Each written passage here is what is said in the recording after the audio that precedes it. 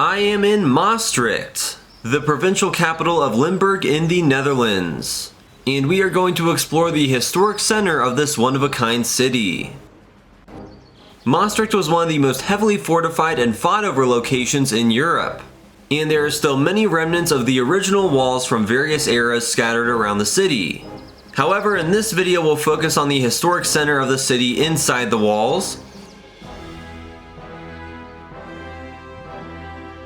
This is part of the original medieval city wall around Maastricht, with the Helpoort.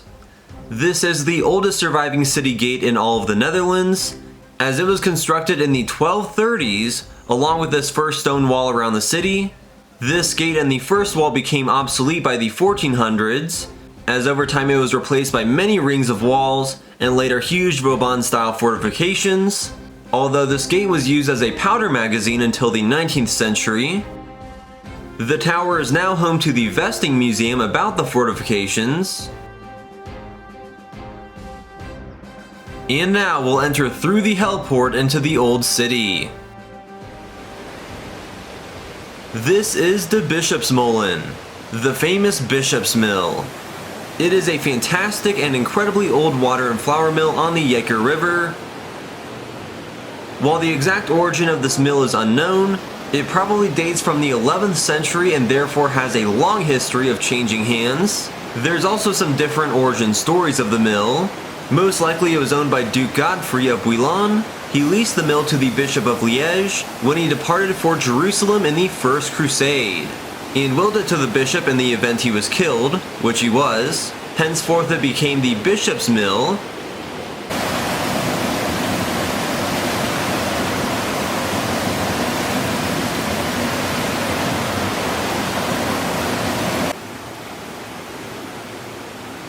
In 1442, the Maastricht Brewers Guild began operating the mill until 1795, when the French took possession of it during their 20-year occupation of Maastricht.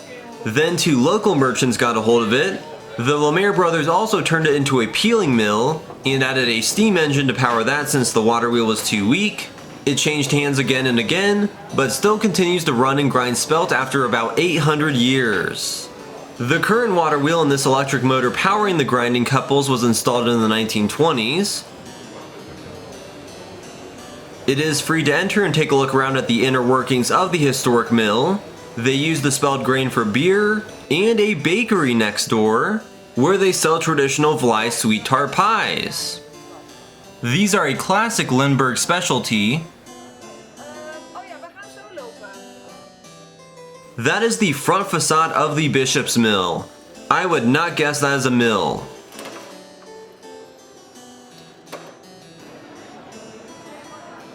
This is the Onze Lieve Basiliek, one of the oldest and most important churches in Maastricht. This magnificent church was largely built in the 11th century, which alone is amazing. It is a Romanesque church with a westwork, a tower-like facade on the west side of the church with very narrow windows. It definitely looks more like a castle dungeon than a church, and reaches a height of 40 meters, about 130 feet. Westworks built into churches are fairly exclusive to this region and the Rhineland.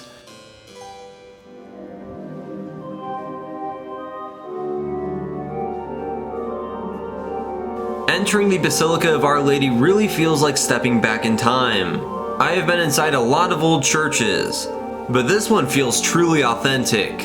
It is also really dark in here. This church has a long history, and structurally has not changed much since the 12th century additions. This church is perhaps the ultimate example of Maas Romanesque architecture, a unique architectural form of Mosen art that was made in the Middle Ages throughout the Maas Valley, or Meuse Valley depending on how you pronounce it.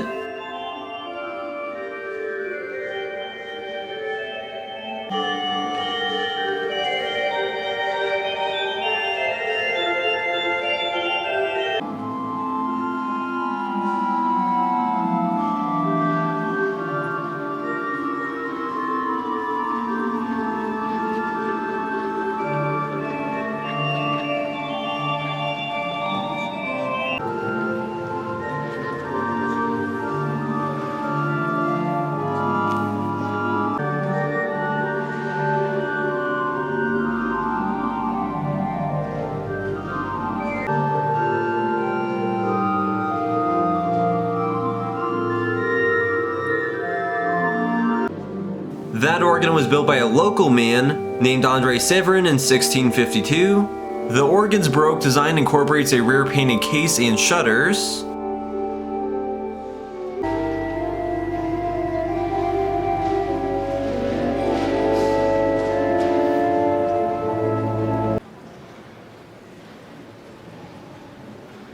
This church was built on the site of a chapel founded by Saint Servatius. Another magnificent Romanesque basilica was built atop his tomb, and we'll see that soon. There is also a cloister here, which I hear is fantastic, as well as a treasury. However, they have very limited open hours, so I missed it. Off to the side is the Chapel of the Star of the Sea, housing an important 15th century statue of the Virgin Mary, the Sterre, and this chapel has long been a popular pilgrimage location. Lots of people still come here to light candles.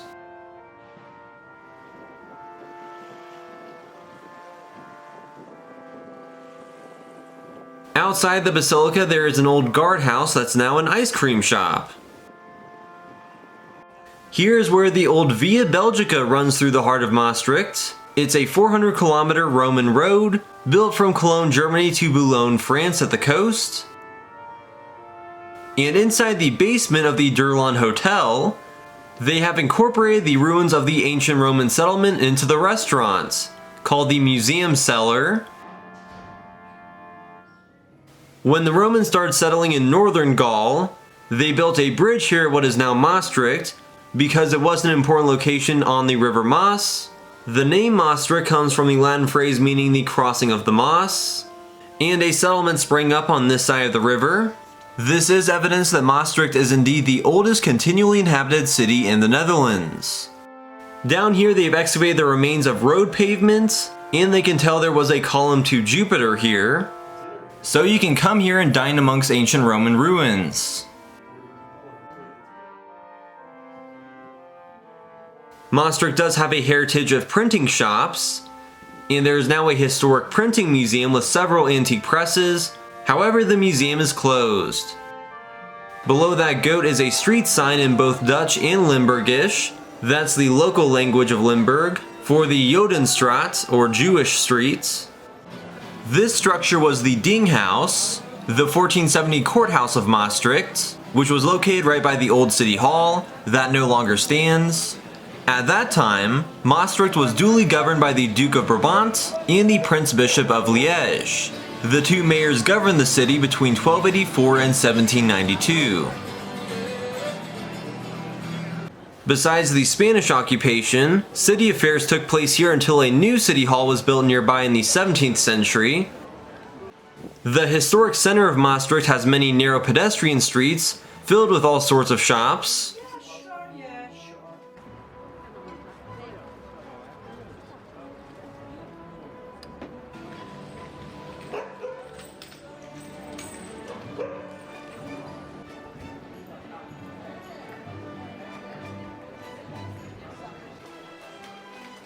This great 19th century store residence is listed as a protected monument.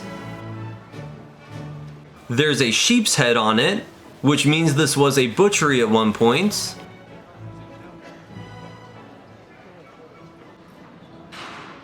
Here is one of my favorite places in Maastricht, a bookstore inside a 13th century Dominican church, which I feature in a separate video that is linked in the description.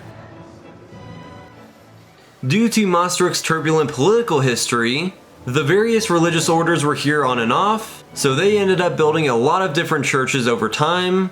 European cities tend to have a lot of old churches, but Maastricht really has a higher concentration given its size. 21 of these churches still exist, though most are no longer active churches. Instead, many have been creatively converted for new uses, like the bookstore Dominicanen. A former Gothic monastery is now a luxury hotel, and other old churches and monasteries now serve as Maastricht University lecture halls. Alright, we are now at the Markt Square, the public marketplace of Maastricht. There is actually an outdoor market set up right now, with vendors selling clothes and a variety of food. The Friday market is a long-standing tradition. The Stadhuis looms over the market. This is the City Hall of Maastricht that opened in 1664, replacing the Dinghouse, and it is still in use today. It was designed by Peter Post and is a classic Dutch Golden Age structure. This town hall definitely solidified the influence of Holland on Maastricht. Out of all the cultural forces fighting over it, Dutch did become predominant. Actually, the tower of this city hall was replicated at the Trinity Lavra of Saint Servatius Monastery near Moscow, Russia, since Peter the Great really liked this building. Notice there are two separate staircases up to the front door. That is because Maastricht was still duly governed at the time this was built, so the bishops of Liège would use one side of the staircase. Their more so religious rules stayed fairly constant over the years, while the Dukes of Brabant on the other side were filled by opposing political forces over the centuries. The Habsburg Spanish occupied Belgium and the southern Netherlands from the 16th century on, until they were booted out by the Principality of Orange in 1642. During the First Dutch period, Maastricht was perhaps the only city in Europe ruled simultaneously by Catholic and Protestant mayors. There is a Kentucky Fried Chicken inside this historic building on the Markt Square. I like that old golden lion above the KFC sign.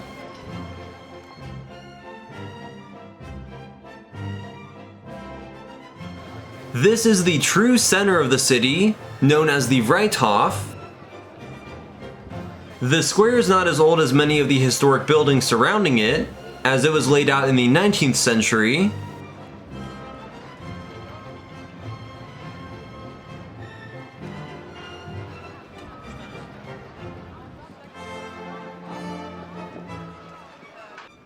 The famous violinist and conductor André Rieu, known for interpreting Strauss waltzes, lives here in Maastricht and does summer concerts on the Vrijthof.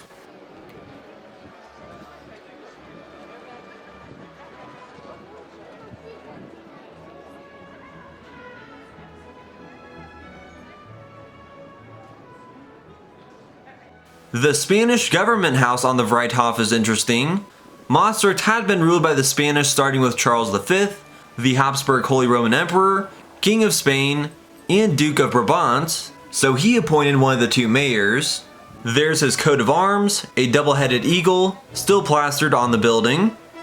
In the mid-1570s there was much Protestant uprising in the Low Countries, but in Maastricht people were angered most of all by heavy taxation and maintaining the fortresses. So in 1579, in an event known as the Fury, the Spanish army sieged and sacked Maastricht, killing the majority of the city's population.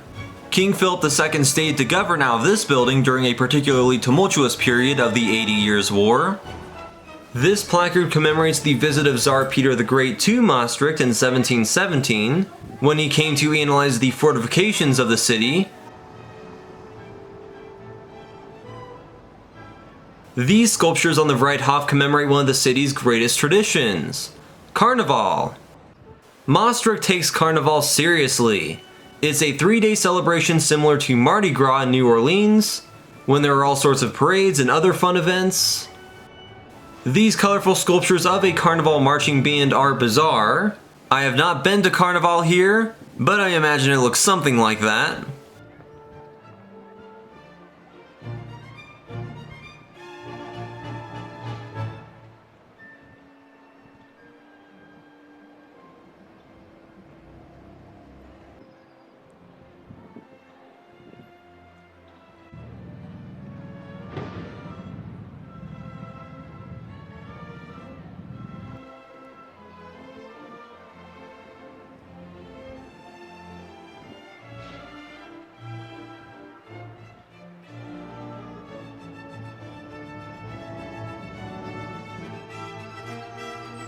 There are two neighboring churches on the Vrijthof. Actually, the back sides of the churches face the city's central square. The Romanesque stone church is the Basilica of Saint Servatius, and it is contrasted by the Gothic and bright red St. John's Church, or St. Janskirk. St. John's was built sometime between the 14th and early 15th centuries, but after Prince Frederick Henrik of Orange took over in 1632, this Catholic church was turned Protestant, It has been a Dutch Reformed church since 1633. Along with Onze Vrouw, Saint Servatius Basiliek is an incredibly important church here in Maastricht, as it was built atop the grave of Saint Servatius, or Saint Servatius, I'll use the Dutch pronunciation here. The Basilica of Saint Servatius was built in several stages over several centuries. The nave was built in the early 1000s. This church also has a westwork. It was built in the 12th century, as was the transept. There is a fountain of Saint Servatius outside. This has been a pilgrimage site since the 500 CE, but this current church was built starting in the 11th century. It was dedicated in the year 1039 in a ceremony attended by the Holy Roman Emperor. We are now inside the Basilica. There is a small admission fee to enter, but it's well worth it. In the courtyard there is a huge bell, known as the Grandmother Bell, which was in use in the tower from 1515 until 1850.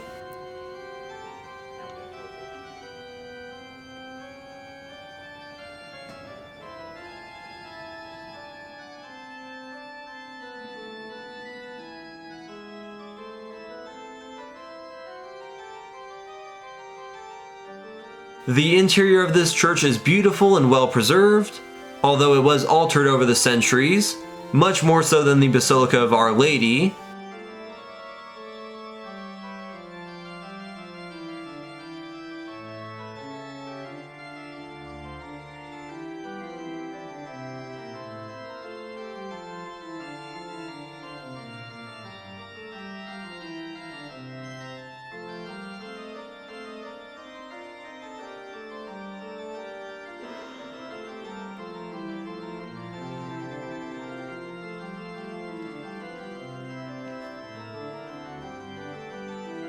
As mentioned, this was, and technically still can be considered, an important pilgrimage church. Obviously, the saint's tomb is a big deal, so starting in the 14th century, this church and Aachen Cathedral arranged for pilgrimage tours every 7 years. It was known as the Pilgrimage of the Relics. That ceased after 1632, but in the 19th century they again started doing a procession of holy relics, when important relics here in the Basilica are paraded through the streets. That last happened in 2018. During the French period, when French revolutionaries took over the city in 1795, they dissolved this chapter and this church became the horse stable for the occupants, but Napoleon let it become a church again in 1804.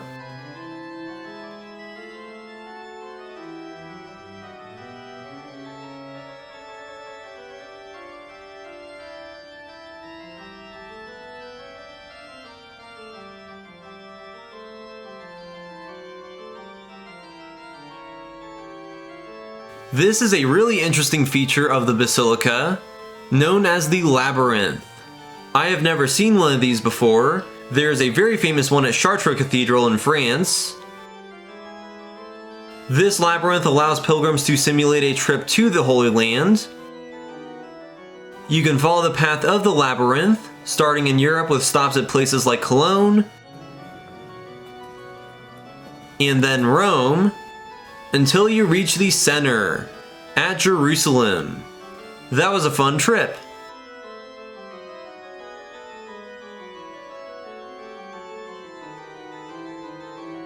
Also, that is the amazing Berg portal, depicting the death, ascension, and coronation of the Holy Virgin. This portal and the walls surrounding the labyrinth were made in the 1170s. It is one of the earliest Gothic sculptures created in what is now the Netherlands.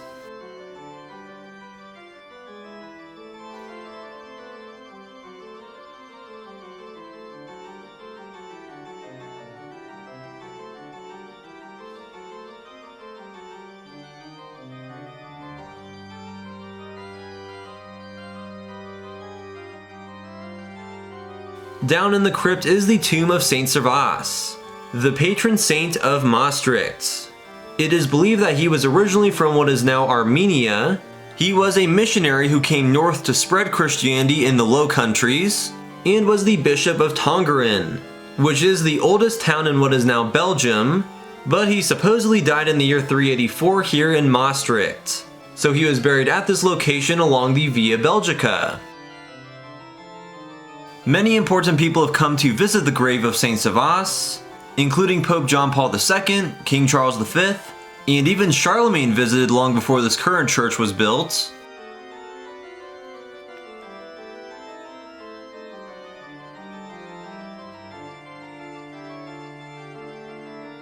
This is the most crucial relic of the basilica, known as the nude kist. This is the reliquary shrine of Saint Servatius, which was built as a coffin for the saint. In 1160, his supposed bones were raised from the grave and placed in this incredibly intricate coffin, and then it was put on the altar of this church. Throughout the late Middle Ages, pilgrims came from all over to worship at this box. This chest of distress, which is what nude kist means, now holds some relics of Saint Servatius. His bones were apparently placed back in the tomb around the year 1200, but there are also remains of 3 succeeding bishops of Tongeren in there as well. This is one of the best examples of Mosen art in existence, and one of the finest pieces of silversmith work from this region. It is an oak chest, covered in gold-plated copper, inlaid with all sorts of gemstones and carvings. It really is magnificent. Traditionally, the nude kist with the relics of Saint Servatius would be preceded through the streets of Maastricht in times of trouble, whenever foreign invasions loomed and whatnot.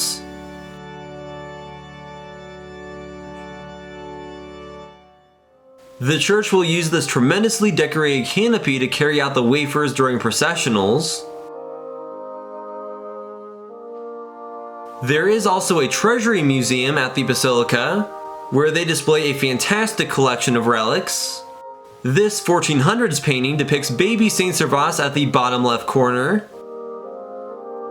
Here is an archaeological excavation of a polygonal transept wall that was original to the church in 1039.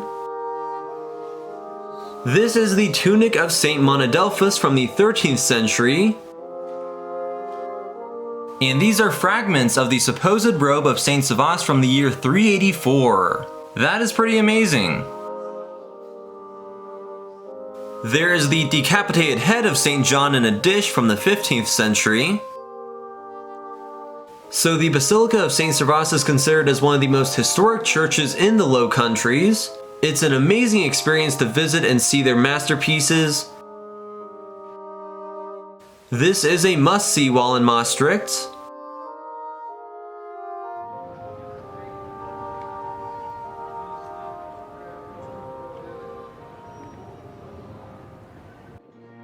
I have now traversed the old city. Here's another surviving wall.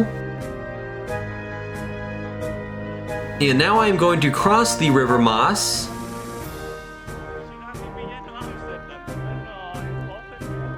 There you can see Onze Vrouw, Saint Servatius, and St. John's. As emphasized, this is an important geopolitical position on the river, and it has literally been fought over for thousands of years. Even during World War II, the Nazis started their western invasion by coming straight through Maastricht to occupy the bridges over the Maas, and to take Fort Eppen-Emel, just south of Maastricht in Belgium.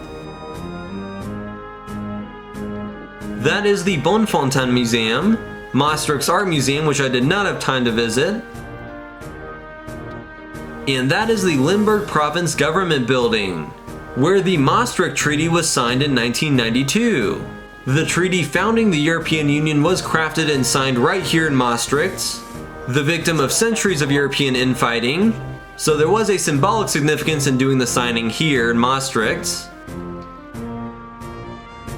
We have now arrived at the Plein 1992, a modern public square commemorating the 1992 Maastricht Treaty signing.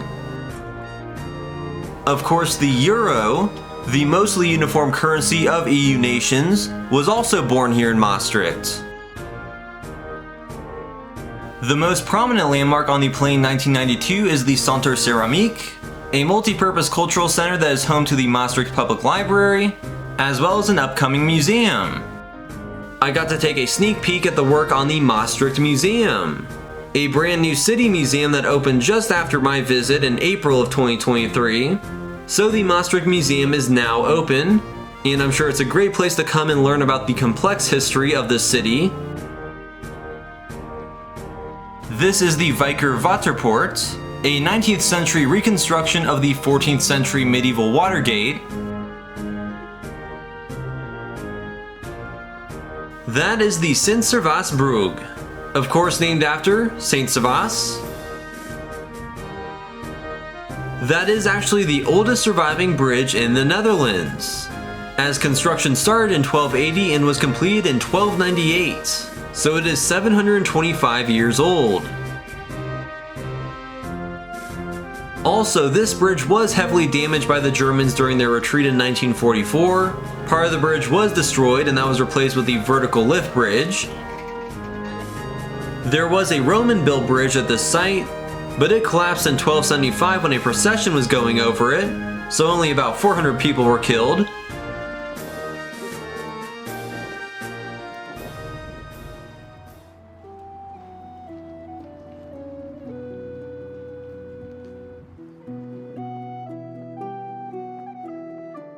There are great views of Maastricht from the oldest bridge in the Netherlands.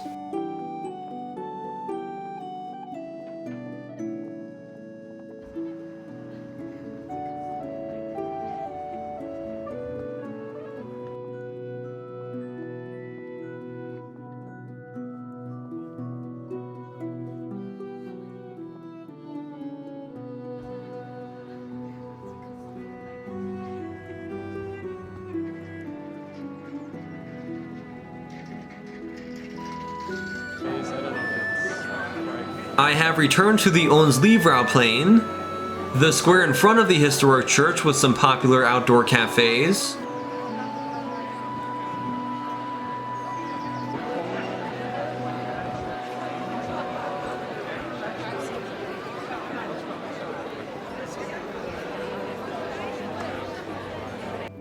I have a separate video where I take a closer look at the surviving fortifications, as well as the statue of D'Artagnan, one of the famous Three Musketeers made legends by Alexander Dumas. That video is linked in the description.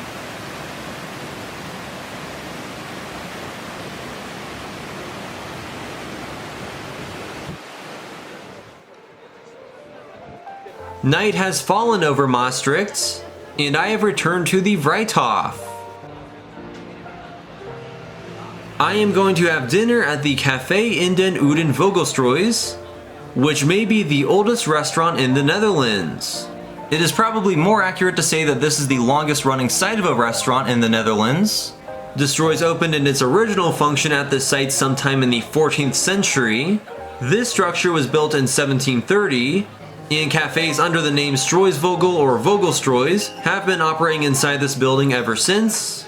The storied cafe's mascot is an ostrich, and there are some ostrich heads holding up lights on the inside. That's great. They have plenty of traditional Limburgish, Dutch, and even French meals available, but I had a burger, and it was fantastic. I also got ice cream at the guardhouse of Onze Vrouw.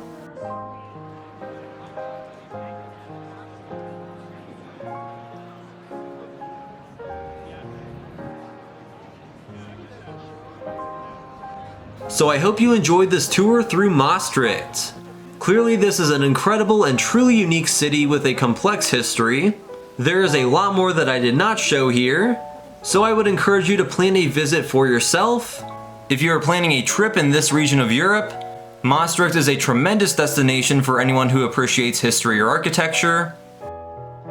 I filmed some other episodes on this visit, including one on the bookstore in the church and Maastricht University, showing the more modern side of the city, and one emphasizing the fascinating history of the fortifications and battles over Maastricht. I also attended TAFAF. Maastricht hosts Europe's largest art fair annually, and that was one of the most awesome experiences of my life, so all those videos are linked in this video's description. Also, please like this video, share it, and subscribe to my channel for more. I want to give a special shout out to some friends for showing me around and making this video possible. And thank you for watching!